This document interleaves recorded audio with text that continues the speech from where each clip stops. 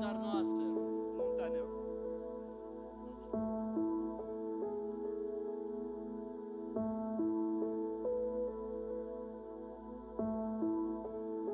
Banks play a critical role in the economy.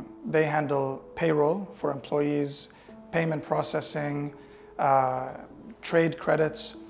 So when a bank starts failing, it's very important for the authorities to be able to step in very quickly and resolve the problem and to keep the critical functions of the bank going.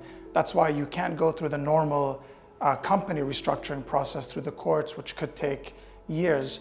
You need an authority to be able to step in and in a weekend take action and fix the situation of the bank and stop that crisis from spreading potentially to other banks. And that's why a resolution authority law is needed. It's really the legal framework that gives the authority the powers to take that action.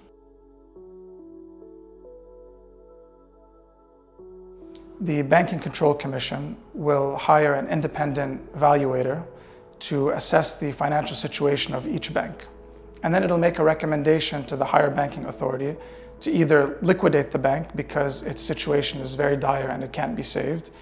In that case, the bank goes through the liquidation process, a liquidation manager is hired, and the creditors of the bank, including the depositors, will recover whatever the liquidation value of the bank is. If a bank can be salvaged, then the Banking Control Commission will recommend that the bank be restructured to the higher banking authority, which can then choose to exercise its resolution tools in order to save the bank.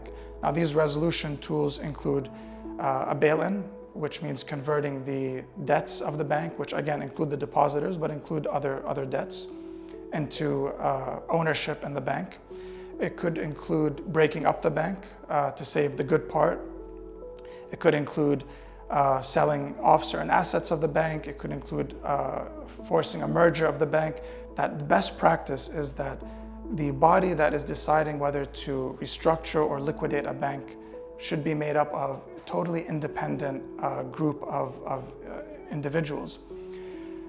Because you create a lot of conflicts when you have the same people who are responsible for monetary policy, for supervision of the banking system, also responsible for liquidating or restructuring a bank. If you're the same person having to make those two decisions, you may delay making the restructuring or liquidation decision to the detriment of the economy because you don't want it to reflect badly on your supervision task.